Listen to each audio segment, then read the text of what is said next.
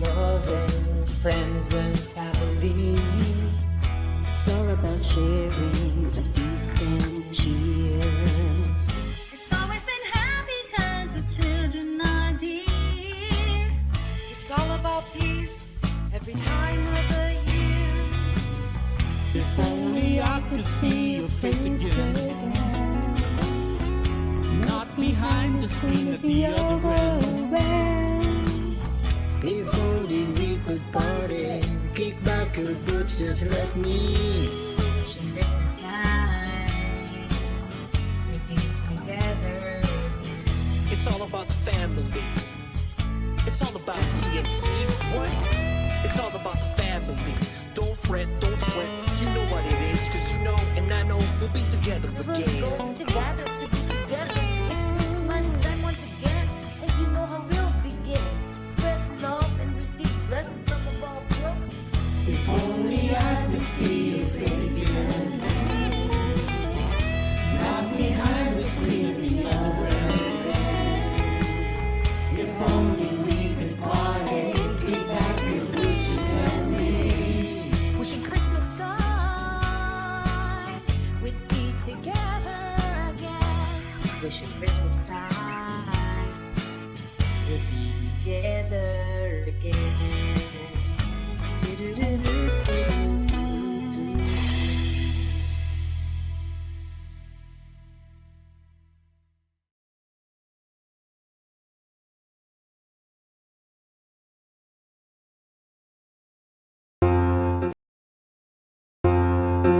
The new channel.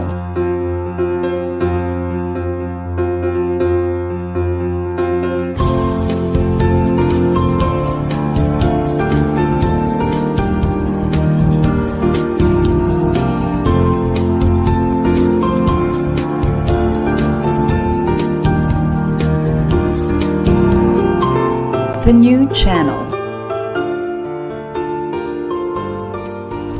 Hashtag TNC Now.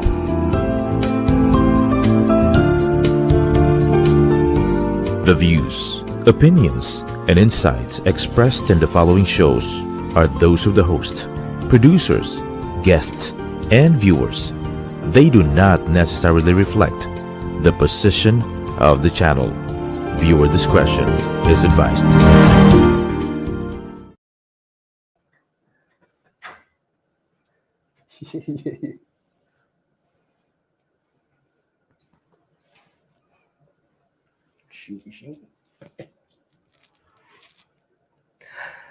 Welcome to the new channel.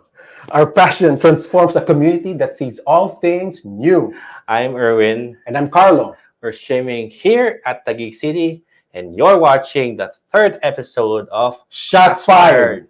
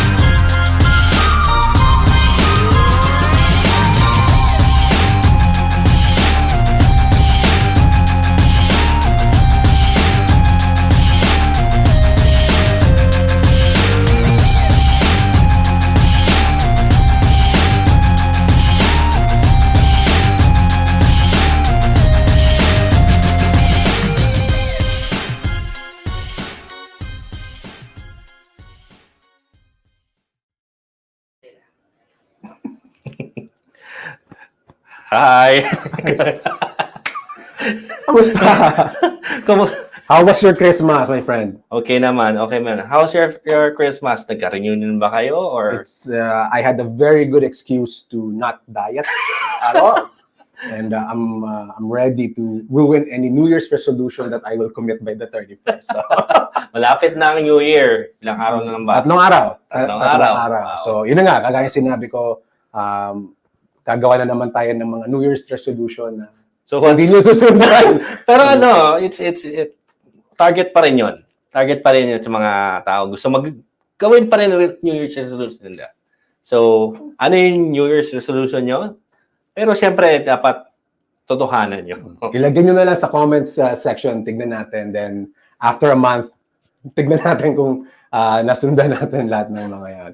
But, given that the year is about to end, no? So we kind of chose this specific date, to discuss awards, bro. Awards? Okay. Mid-season awards na Okay. tayo, no? Okay. Ang maganda dito sa part ng mid-season awards natin, the NBA recently launched the new trophies, so to speak. And what was interesting about these trophies, no? They associated it with a very specific superstar. And, there were some murmurs around. Yeah. Maybe specifically dun sa MVP. Yeah. But, hey, why don't we start, why don't we end the year? Let's go through our, mid-season awards and let's compare it by the end of the year. So, ano ba yung first award natin na ang sixth man of the year award? This was it's the John Havlicek Award, basically, no? So, who for you, my friend, ang sixth man currently sa NBA? Maraming na six man na nag-improve, no? But I can really... Grabe, guys, asensado talaga tayo ngayon, ha? Third episode pa lang, may mga graphics na tayo. Ang lupit! Ang lupit ng inasenso natin talaga. Upgrade. Galing. Yung PowerPoint. Yung PowerPoint team namin. Mga 10 tao yan. Gumawa niyan. Mga 10 tao yan. Happy birthday kay Ken. Anyway, sorry. Nagkakatuwa lang. End of year na, pagbigyan nyo na po kami. Sixth man of the year, bro. Sino? Siguro I can think of two people. Okay. Sige. I think one is Jordan Poole, pero syempre, okay. Golden State Warriors. He's been doing well. Okay. Nasuntok eh. Pag nasuntok ka talaga, gagaling ka talaga. Kasama na yun. Okay. At saka, Steph Curry was injured, Okay. He's injured, so... And still is. Still is, okay. He's filling the gap, and he's doing quite well naman on the point guard position. He did 43 points the other day. It was very, very good. Okay. And then who was your second one? My second one is Christian Wood. Christian Wood, he's been doing well. Replacement for Dwight Powell when he needs to be substitute in the center position. So what's yours? But going back to Christian Wood, sure. He's doing what is expected of him. That's what is great, no? So Luka, he comes off the bench and basically he gets the scoring load, no? Pero tanong ko na lang sa'yo, Carlo. Sige. Pero tanong sa'yo, malaki bang kawala ba si Christian Wood sa Houston Rockets? Napakalaking kawalan, pero in the long run, so since nabanggit mo naman yung Houston Rockets, no? The Houston Rockets are basically, they're projecting the future 2024, 2025. Yung mga kontrata ng mga newbies nila, 4 years. So Christian Wood by that time, 30 years old na. He's currently 27. So kahit mabigat, I think it's a good idea for him to be traded. Right. I'm not too worried. I see Sengun is there. Yeah. Okay na rin. Okay naman. But in relation to sixth man, no, one name is starting to pop up a lot when it comes to the sixth man of the year. Russell Westbrook, bro. Oh. I mean, former MVP to a sixth man. So, di ba I know. What are your thoughts there? Di ba parang downgrade sa kanya yon? I mean, it's still an award, di ba? It's still an award. Pero, nasa MVP ka na. It's a little odd. Yeah, nasa taas ka na eh. And then... But as a sixth man, we have to admit, when he started coming off the bench, the Lakers had played well. Yeah. So good job to Darvin Ham. Coach Darvin Ham. Yeah. And hey, let's see. Let's see. Fairly recently, Russell Westbrook got the distinction of the first Laker to come off the bench and get multiple triple doubles. Right. Because that's, medyo, Mr. Triple Double. Hindi ko na intindihan yung objective ng ganung award, ganung distinction. Pero anyway, so let's see. So based on these three, I'm leaning more to Jordan Poole. Okay. To be honest, I think it's an excellent choice. How about yung next award natin, no? Most improved. Oh. Most improved. So tingnan natin, paganda yung mga trophy talaga. Mang pinaggastosan nila ng parang baso eh. Baka nga baso siya. Hindi natin alam. Pwedeng buhusan. Most improved, my pick for most improved. Sure. Napag-usapan natin to last week. Ball. Mm-hmm. Amazing. Again, I think this guy was underutilized by the Denver Nuggets. Maybe underutilized is the wrong term. I apologize, pero I think he just wasn't used properly. Mm-hmm. Okay, so anyway, with the Orlando Magic, you could see his highlights. He could bring the ball. He could shoot the three. Euro step. Yung Euro step niya, dalawang step lang. Andun na siya. Haba ng, so it's pretty good. For me, Ball, kind of no question to me, is the most improved player. And the award, by the way, is honoring George Mikan. So I think we need to mention George Mikan. Correct. As who they are honoring with this particular award. So who's your most improved? Actually, we have the same mindset. Yeah. Si Ball din nakikita ko because it was a loss for Denver Nuggets. Correct. For not signing him for an extension. So I think they were very focused with the Joker and didn't see the potential for Ball. Well, good for Ball that he excelled in the Orlando Magic. Okay. Mm-hmm. Your thoughts on Lauri Markkanen? Yeah. Another thing. No. When he was traded to the Utah Jazz for one of the key people to trade for Donovan Mitchell, Lauri Markkanen has been very, very productive in the Utah Jazz. Okay. He was like back in the Chicago days era when he was very dominant. He was one of the guys. And I think what really helped Markkanen here is bumalik siya sa natural position niya, which is a 3, and sometimes he plays a 2. Mm-hmm. So good. I'm happy for him. I'm really happy for him. He has, he's playing well in the Utah Jazz. But it seems unanimous. The George Mikan most improved player goes to Ball. It's the most number of times we've said that name, and it's great. Next award, the Jerry West clutch player. Sana yung matindi yan, yung PowerPoint team natin. On cue. Ang lupit-lupit talaga.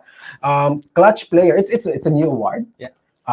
So let's give it our definition. Again, these are your players whom you could kind of count on when the game is on the line and whatnot. And as of them, I'm just basing it on what we have right now. To me, Jamal Murray. Ooh. Medyo, ginagano na siya ni Dame Time nung isang araw, I guess a couple of weeks back, Jamal Murray is back. Right. And we are now... Good for him. Good for him, good for the Denver Nuggets. We are seeing the Jamal Murray, the bubble. Jamal Murray. So right now, another player we could put as clutch player, Shai Gilgeous-Alexander. Oh. This dude is amazing. Wala akong masabi. I am speechless. Right. Isingit ko lang, All-Star voting is there. Huwag natin siyang kalimutan. Let's talk about the All-Star balloting soon enough. But specific to the clutch player, for me, either Jamal Murray or Shai Gilgeous-Alexander. Mm-hmm. Those are good players, Carlo. For me, I can think 2 people, but one of them is injured. Is Steph Curry. Can't go wrong with Steph Curry. But what I can think of active players right now is Trae Young. He has been clutch. He's been clutch for 3 years. He's been winning games through his clutch. He's a good candidate for this award, given No arguments there. I don't think we could come to a consensus kung sino mananalo ng award ito. Hayaan na muna. Hayaan natin. Pero may isa pa akong naisip. Sige. Pwede natin ibigay din kay Kyrie Irving. Hindi ko alam. Medyo pwede rin, di ba? Bumalik siya. If skill-wise, he can do the clutches. Kung pwede lang natin ibigay ito, feeling ko kay Paul Lee. Okay. Kay Paul Lee pa rin ako. Kung kasamang PBA sa awarding na to, para kay Paul Lee to. But yeah, Kyrie, since coming back, has been clutch. Kyrie is still Kyrie. Yep, very fair. Next award. Ako, favorite natin to kadalasan. Rookie of the Year. This award is named after Wilt Chamberlain. Wilt? Oh, okay. So 7 feet din ata yung trophy. Hindi na. Ang taas, oh. Ganda ng mga trophies natin. Rookie of the Year mo. Kat, regular naman na sinasabi natin yan. It's Banchero. Hands down. Wala nang kailangan pag-usapan pa.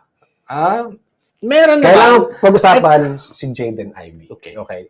So yung pag-usapan natin because I think everybody knows Paolo Banchero already. Wala eh. I mean, sa mga basketball groups natin, parati natin na pag-uusapan. Not a day goes by without us talking about him.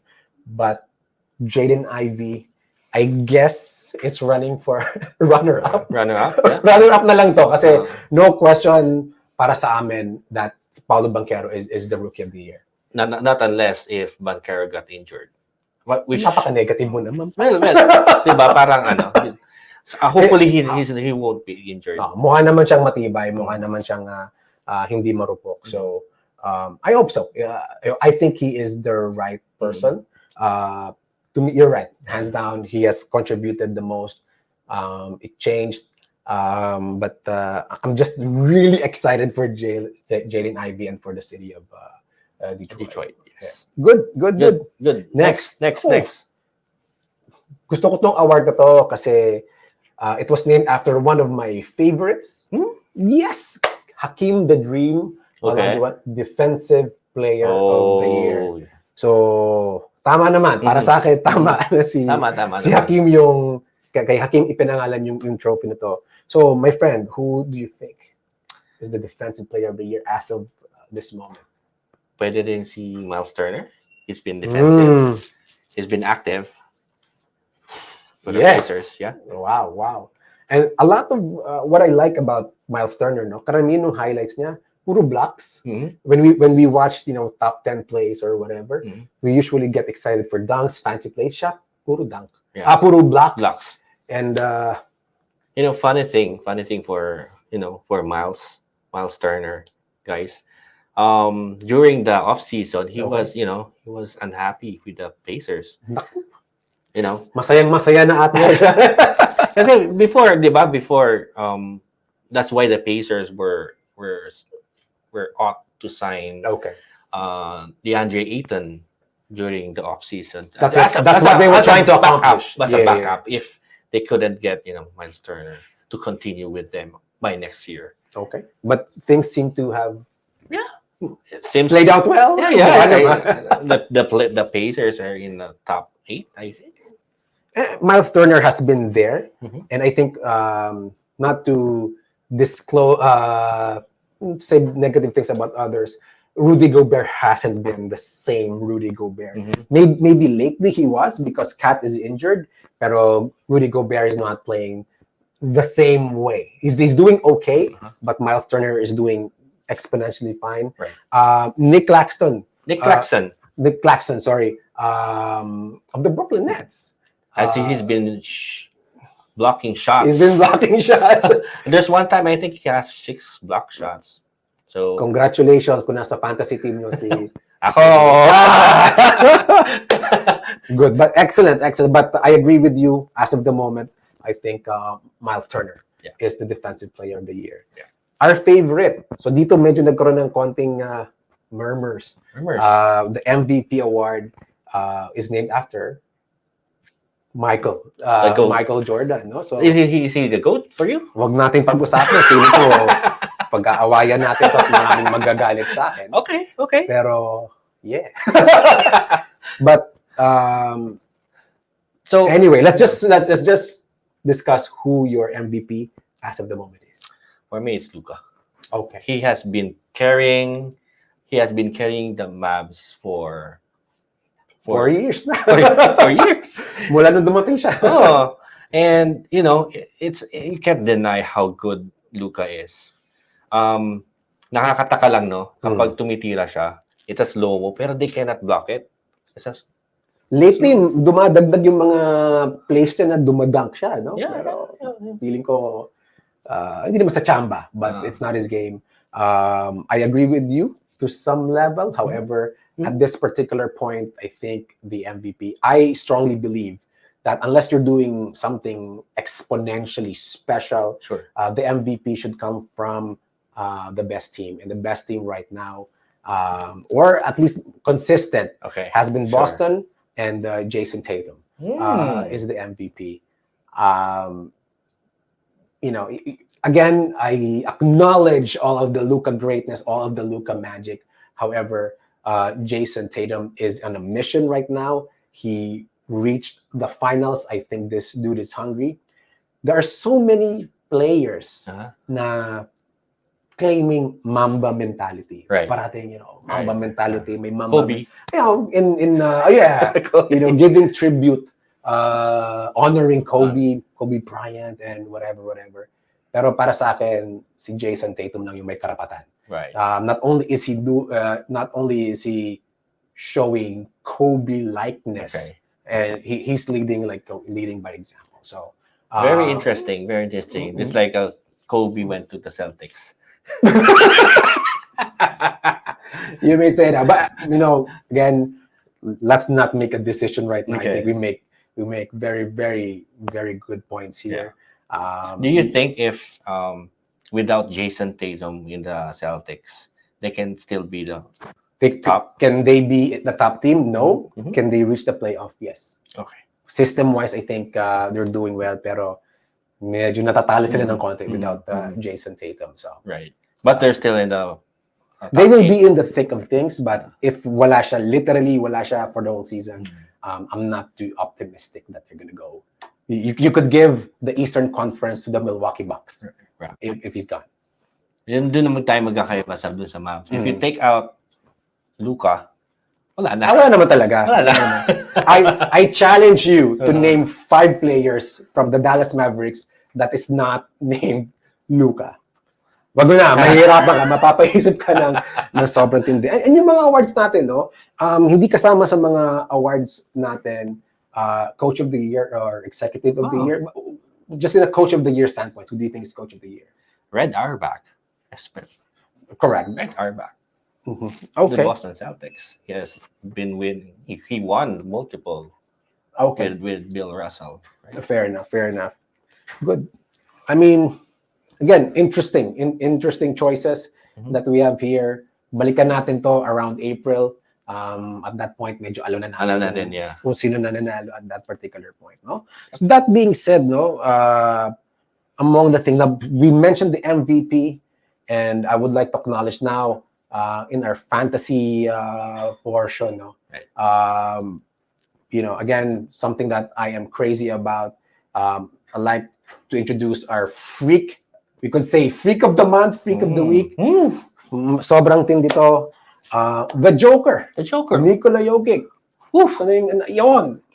Bangis ng graphics talaga natin. 25, 10, and 9.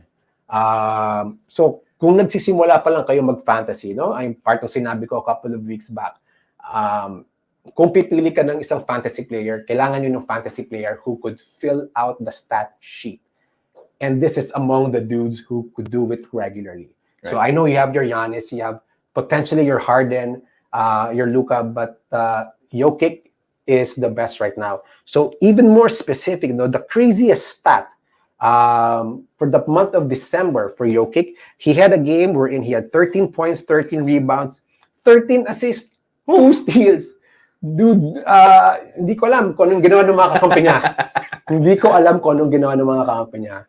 So I find that interesting. Another game that this is even crazier. If you thought Jokic's 13, 13, and 13 was crazy, He had a game where he had 40, 27, and 10. Wow. Hindi pa siya nakontento, meron pa siyang 2 assists. Mm. Dude, the back-to-back MVP is getting it done. Again, in a freak standpoint, Right. in a fantasy standpoint, if you are starting your league, if you happen to be the number 1 pick in your fantasy team, you could never go wrong with the Joker. Nakuha mo ba si Joker? Hindi. Hindi ko siya nakuha. Yun na nga. Yun nga sinasabi ko. Hindi ko siya nakuha. Dun sa isang fantasy league namin, I was number 3. They got Giannis immediately at 1. Wow. I think I was number 4. Okay. Giannis at 1. They got Joker at 2. They got Luka at 3. And as Yeah, I said, that's James Harden ang kinuha James ko. Harden. Na gumagawa din. So, pero meron pang isa. Meron pang We isa. would like to acknowledge one Yeah. more freak. Freak for December. It Okay. was it's Wala tayong graphic dyan. wala tayo graphics. It's Zubac. Meron pala. Galing talaga yung PowerPoint team natin.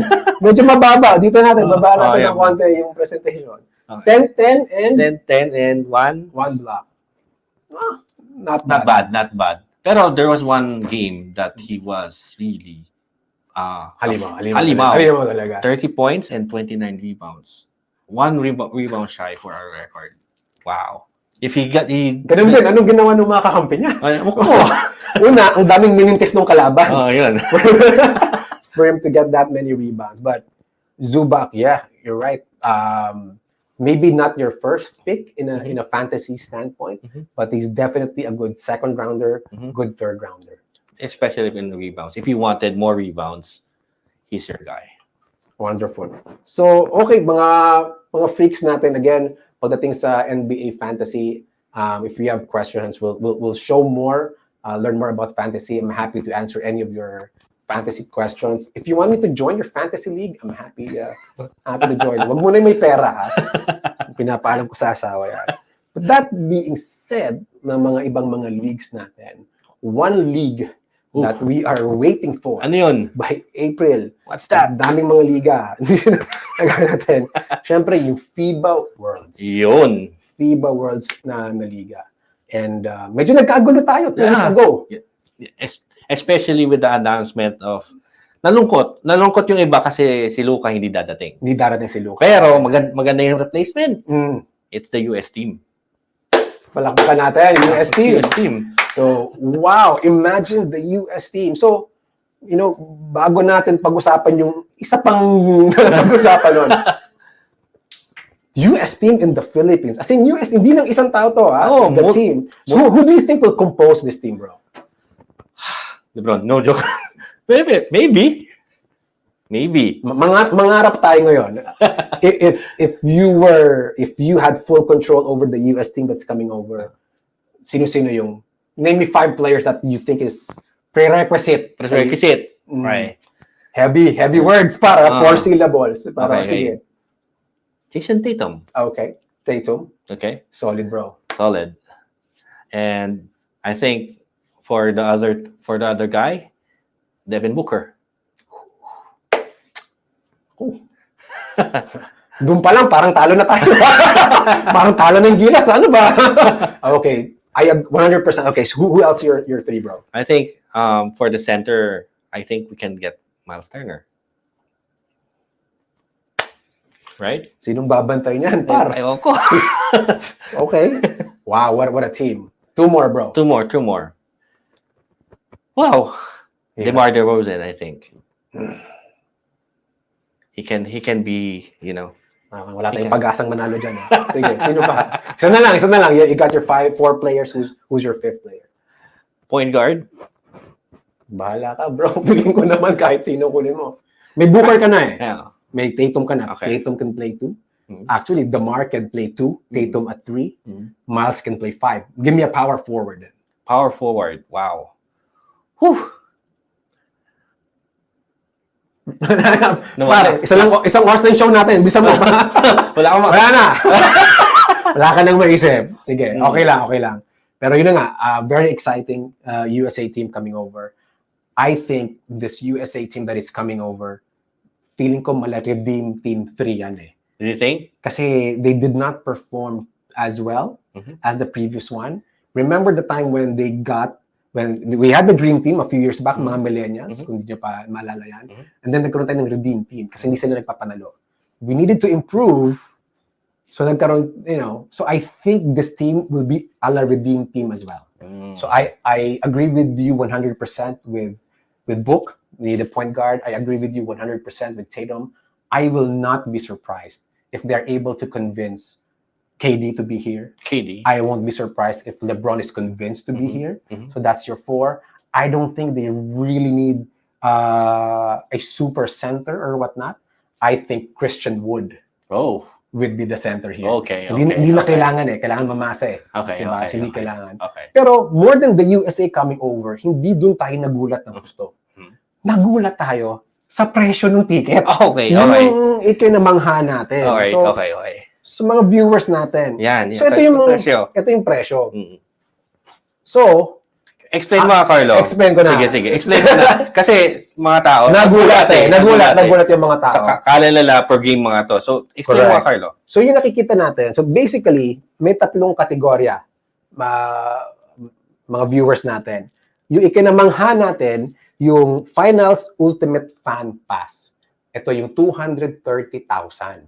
Okay? 230,000. So, guys, hindi po yan per game. Ang kasama niyan, 8 laro yan. Kasama dyan 4 quarterfinal games, 2 semis, basically yung bronze, at yung gold medal round. 8 yan. Okay? So, pag yung 230,000 mo, dinivide mo by 8 games, 30,000 lang. 30,000 lang, bro. At ang tanong ko sa'yo, papayag ba yung asawa mo bumili ka? Hindi. So, malamang hindi. Pero saan ba to? Saan ba sa... But kidding aside, 230,000 sa Philippine Arena gaganapin yung mga games na yan. Pero, para sa akin, again, opinion ko lang, meron tayong iba pang kategorya. Meron tayong yung Finals Super Fan Pass at meron tayong, ito yung pass na gusto ko, yung My Team Pass. Ano yung My Team Pass? Ito, 52,000, kaya mo nang panoorin lahat ng laro ng Gilas. So, magkano lumalabas ang... Ipagmamat mo ako para talaga on air ang kapal ng mukha mo, bro. So, 52,000. Hayop ka. Bad trip ka. Di natin pinaghandaan ko lang kasi yung 230 divided by 8. Pero ito, simple lang to. 52,000 divided by 5. So, nasa bantay 10,000. Compute nyo na lang. 10,000 per game para panoorin yung Gilas.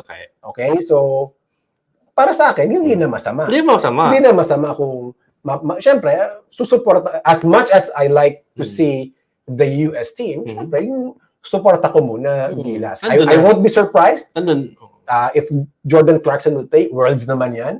So, 100% andito siya. So, again po, yung presyohan na nakita natin, mga group passes po yan. Hindi ko dinidiscourage yung mga manunod ng sa 230,000 na pass. If you have the means, if you want to sell a kidney to get that happen. But siguro din yung alam ng asawa niyo na bibili kayo nito. So, yun lang. Yun lang. Are you ready to make that investment, no? Pero the team pass, I think, yung 52,000 yung po yung medyo patron seats na yung bleachers ata. Pwede na. Nasa 2,000 na. So, pero kasi supportahan natin yung Gilas. Sa Abril pa to. So, kung nag-30th month na kayo, doon nyo na lang i-spend. Wag sa iPhone, i-spend nyo sa Gilas. So, support. Let's have our support. Very, very, very excited para sa. So, ikaw, kaya mo bang bumili? Balikan ko yung tanong mo. Pwede. Hindi. may galit sa behind the camera. Feeling ko. Mapapaalam mo tayo. But, okay. So we know the US is coming over. If you had the choice, sino, aside from the US team, sino gusto mong pumunta dito? Of course. Kasama na natin si Luka. Kahit alam na natin wala siya, we were excited with the potential of Slovenia coming over. I think Luka is an exciting product. We want to see Luka and whatnot. Give me maybe 1 to 2 more teams who you would like to see. Siguro the team of Joel Embiid, maybe. Okay. France. Okay. Wala tayong laban. Why France, dude? I 100% agree with France. Yeah. Because, magaling talaga sila. You Okay. know. Are they the team to beat? Or is USA the team to beat? Diba nandun si Wemby?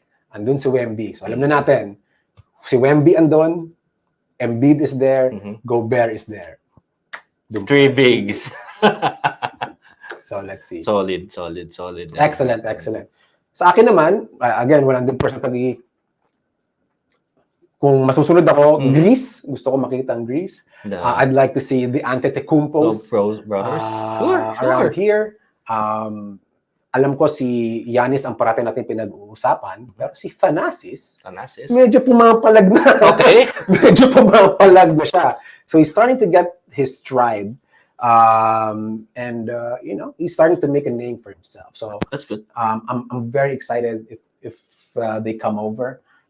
Siguro may other teams na lang siguro would be wala na, bro. Talagang natin Argentina maybe. Maybe Canada. Maybe Canada to see Jamal. Andrew Wiggins, Jamal Murray and those guys, no? So guys, pag-ipunan na natin ng matintindi, no? But anyway, kasama sa pagpunta nila dito, isa sa mga interesting things na makikita natin sa kanila yung mga sapatos na susuotin nila, bro. Okay. So, to end the year, bro, let's go through some nostalgia, bro. Okay. So, let's talk about kicks. Ano ba yung paborito mong kicks growing up, bro? Well, Nike talaga tayo. Oh, okay. I wear Jordans. And, dun talaga tayo lumaki. Okay. Pero, I also wore Adidas. Okay. When I was, nagkaroon ng nag-anta din ako. Okay. Anong paborito mo, par? Anong kicks natin ngayon? Paborito ko? Oo. Ngayon? Ako. Old school, par. Nasa nostalgia tayo. Anong sapatos natin? Okay. Yung suot natin ngayon. Yung suot natin ngayon. Nagets mo rin. Nagets mo rin. Labas mo na. Yan. Yeah. Ang gupit talaga. Yung PowerPoint team natin. Thank you so much, ha? Tagal mag-queue eh. Okay lang. So, this is the Penny 1. Penny 1. Penny 1. Pakilala mo si Penny sa mga millennials. Walang S. Wow. Kasi nagkakaroon ng ibang meaning eh. Penny lang. So, this is the Penny 1. Pakilala mo yung Penny 1 sa mga bagets. So, this was worn by Penny Hardaway during the 1995. It was released during 1995. Okay. The original colorway was black, white, and the check is a blue. Okay. So, bakit paborito mo si Penny, bro? Galing eh. Malupit talaga. Sayang sila niya. He was, he was seen as the next Magic nung time na yun because he can pass. Pero it was an excellent comparison. Diba? Matangkad, he can pass, he can shoot. So, yeah, Penny sayang, na-injured lang during his career. So ako naman, bro, sa mga favorite players ko, tama, I wore a lot. Honestly, growing up, I really like Converse. Lalo na yung mga accelerator na Converse. I really like Kevin Johnson, Larry Johnson. These are the Converse guys. However, my favorite kicks growing up, syempre, suit din natin, bro. Air Up Tempo. Bago matapos yung episode natin, maraming salamat sa mga misis namin na pumapayag na bumili kami ng mga ganitong kicks. So sa mga millennials yan, so this is basically Scottie Pippen. Baka kasing kilala nyo lang si Scottie Thompson. Okay lang din, idol natin yon. So Scottie Pippen basically wore the shoe. It came 1996. Titong-tito. Sa 16 years old pa lang tayo noon. And really made it popular, particularly when he joined the Dream Team. Actually, the second team at that particular point. So the most popular one are the blues and the blacks. But this one is a fairly new colorway, which is this is the rainbow colorway. Tama ka doon, Carlo. Napaka unique ang design niya. Siya lang yung may air na pangalan dun sa mga sapatos. Solid talaga to. So this really brings back memories to me, as a child. Wow. Wow. Ang tindi yung child. Pasensya na. Okay naman yung childhood ko. But it brings back the time that the second three-peat ng Chicago Bulls. Ito yung sapatos na yun. So, mga millennials, if you're investing on kicks or whatnot, these are excellent. These are very, very excellent kicks to have, Yeah. But since kakatapos lang ng Christmas, bro, pag-usapan naman natin yung mga bagong release na sapatos. So, ito yung mga kicks ngayon na, monthly, we would be discussing if we're gonna cop or drop any of the following sneaks, So, PowerPoint man, ano yung unang sapatos natin na i-feature dito? Bangis. LeBron 20. Bro,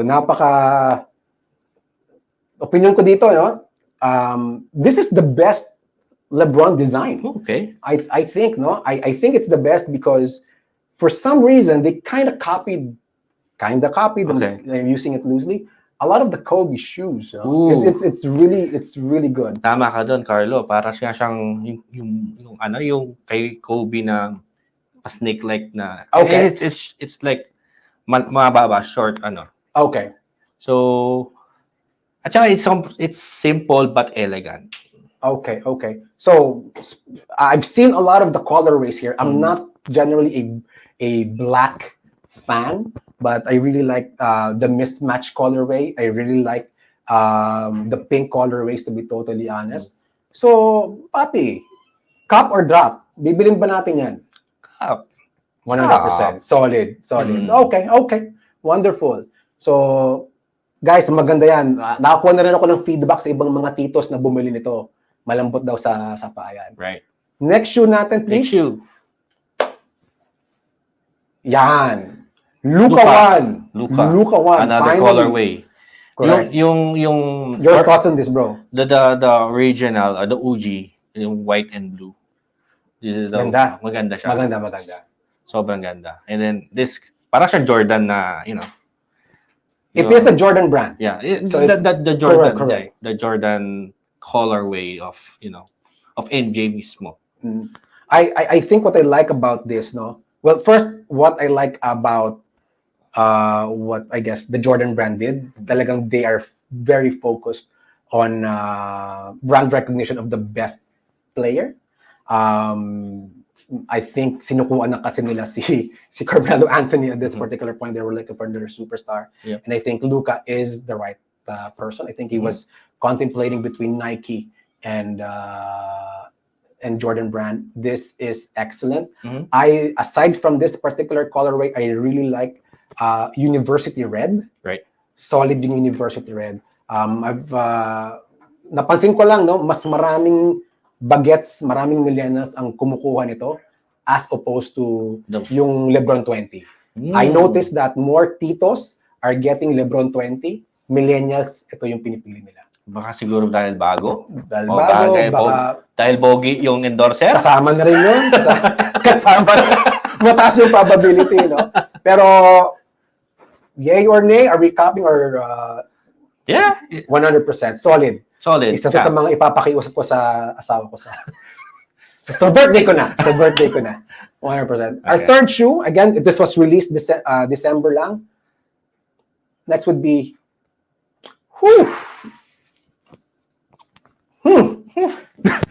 This is the Harden 7. Okay. Your thoughts? You're a James Harden fan. Wow. I'm speechless. Not in a good way. Not in a good way. You're right. Idol natin si James Harden is my favorite player. It's a little too much. Okay. A little too much for my taste. How come? The likeliness of me buying it mataas pa rin. Okay. Dahil idol ko siya for support. Pero why? It reminds me of the Kobe Adidas 2. Okay. Yung medyo mukhang barko na. Okay. That is what it reminds me of. If you look at it at this particular angle, it does not show any Adidas branding. So, but if you look behind the shoe, the 3 stripes is there. One of the colorways na nagustuhan ko is the maroon. Okay. colorway. Pero in general, medyo Tagilid. just comparing it between Baka naman comfort naman ang ano. Sure. I mean, I've been wearing Adidas na matagal na, and since they introduced the foam technology, okay naman. Okay naman talaga. I'm pretty sure it will be comfortable, but aesthetically, just comparing it to your LeBron 20s or your Luka ones, I wouldn't say drop it, but it is not the best. My favorite still is the Harden 4. Okay. Yung pa rin yung favorite ko. Okay. And because I have 2 of those. So do we have other shoes? at this point, ito muna yung ano natin. We have 3 shoes lang. Okay. Monthly, ipapakita natin kung ano yung mga bagong sapatos. Hopefully next month, January, makita na natin yung signature shoe ni Ja Morant. Nakita na natin yung logo. Yeah. Medyo nakakatawa. Yung bagong logo, pero but many are saying it's a inverted, you know. They're saying it's the Kobe logo. Kobe logo. Inverted. Pero anong nakikita ng iba na logo kay Ja Morant? Kay Ja Morant, yung swoosh nasa ilalim mukha siyang Daffy Duck. Daffy Duck. Yun, yun yung napunan. Pero bakit kaya ng tagal bago mag-decide si Ja? What do you think? I'm not sure. So I think medyo nagkataon na lang siguro na Nike broke ties with Kyrie Irving. They were looking for a superstar to create a new signature line. And Ja Morant is the right. No question about it. He deserves his own shoe. Right. Ja maybe did not start as explosive as maybe the others. Unlike si Zion, kakapasok pa lang, may Zion na. Yeah. So, but I'm excited to see Ja Morant. And I guess what we're waiting for also is saan ba talaga pipirma si Kyrie Irving. So, we kind of called it, Adidas is going for it, Puma. And New Balance. Yeah. So, let's see. Let's see. Pero speaking of sapatos, no? Ikaw, Carlo, what is the shoes that you want, these shoemakers to want to bring it back? Wow. Medyo mahirap yung tanong na yan, pero kahit paano naisip ko na, kasi ngayon, like, ang daming mga throwback na sapatos. Like Nike is throwing back maraming sapatos. Madami talaga. But specifically for me, I really like the Reebok pumps. Okay. I was a really big fan. Well, I am a big fan of John Cena. You can't see me. But when I was younger, my parents bought me a pair of Reebok pumps. Kasi nalala niyo si D. Brown, ginagano niya yung slam dunk contest yan. Mga millennials, baka hindi niyo alam, si D. Brown yung nagpauso niyan. Also, the movie White Men Can Jump, ginamit din ni Woody Harrelson yung Reebok pumps. So I hope to see more of the Reebok pumps, maybe different colorways. Definitely will cop it eventually when the time comes. How about you, brother? Sa akin, iba. This is not the big brands like Nike, Adidas. Okay. But I think this brand has been, pushing. Okay. It is endorsed by Klay Thompson. Okay. Anta. But I wanted to, to emphasize the shoe that was endorsed by Luis Scola before. Okay. This Anta shoe of Luis Scola is very comfortable, very soft. It is the first shoe that I was very comfortable wearing. Oh, nice. And Astitos, comfort and safety. Yes, of course. is medyo marupok namin minsan. But anyway, solid, bro. Ang bilis ng panahon, tapos na yung 2022. Tapos na rin yung oras natin dito. And Happy New Year, Happy my New friend. Year. Happy New Year. Happy sa New mga Year. viewers natin, sa milyon-milyong nanonood sa amin. Feeling ko milyon. Million na. Feeling ko nasa milyon na to. Thank you for watching our first episode. We wish you a Happy New Year. And stay safe. Before we go, sige, meron pa, stay tuned on our next episode next year. Meron tayong mga gimmicks. Malay nyo, may manalo kayong mga prizes, no? Sensado na talaga tayo. May prizes na talaga tayo. Malay mo, di ba? Galing natin talaga. So, yes, next year nga, marami tayong pakulo. Again, if you have ideas, i-post lang sa comments section natin. Kasi next year, we wanted our viewers to be more engaging with us. So that's our target, and to have have more followers on our show. Gawa natin ang paraan niya. Anyway, Happy New Year. Looking forward 2023. Happy New Year. Happy New Year. Peace out.